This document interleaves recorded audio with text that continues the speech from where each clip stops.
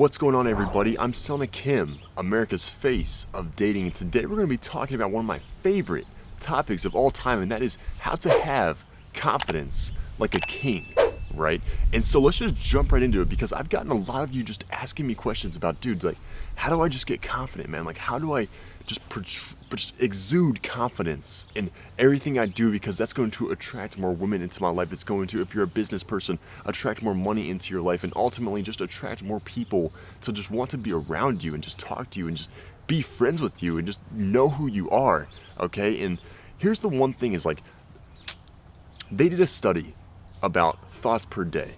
And I'm going to leave, this is going to tie into confidence in a second, but just listen to this. This is one of the scariest statistics I've ever heard in my entire life. And that is the average person, just the normal average person, has over 70,000 thoughts per day. I think that's like 5,000 thoughts per hour. Okay? High achievers have around 15,000 thoughts per day. Just thoughts in their head, going through their head per day. While Olympic athletes have only 3,000 to 5,000 thoughts per day, right? And so what this really means is that if you have negative thoughts throughout your day, and let's say you're in a relationship with a girl and you have negative thoughts, like those 70 thoughts throughout the day, when you have a relationship with your girl right here, you and your girl, and between you two, there's 70,000 thoughts per day between you two. And if the majority of those thoughts are negative, or I'm a loser, or I can never get the person that I want, or, you know, I just feel this way about my significant other in a negative way, then you're going to have ultimately a negative life and a negative perception of your relationship, which is ultimately going to have a negative relationship with your partner and yourself, which is the most important part. As they say, the idle mind is the devil's playground. What 70,000 thoughts says to me is that you're just letting your mind wander, right? You're like a plastic bag, just letting the wind take it wherever it wants, and the mind, it tends to just wander and have all these random thoughts, and you're not even aware of all these thoughts in your head. Maybe a couple, like dozen, you're actually consciously aware of, but the rest of these 70,000 thoughts, you're unaware of.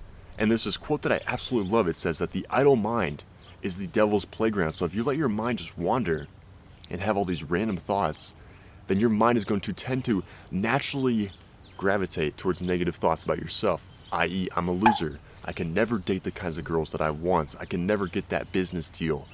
Okay, I can never have the people in my life that I ultimately want to be there. And if you have that negative self-image of yourself, then you will never ever be confident, because you are communicating to yourself that you can never have the things that you want, which drains your self-esteem. You need to instead have one thought. It's very simple, just one thought throughout the day. I love how, if you've heard of Bedros Keuilian, I love that guy, and he says that you need to have one thought throughout the day, and that's I'm a motherfucking badass. And then you need to do things throughout the day that reinforce that belief that you have about yourself, right? There's this thing called the self-image feedback loop. SIFL is the abbreviation for it, SIFL, the self-image feedback loop, okay? And what it means is that there's two things that really determine if you're going to build confidence or not.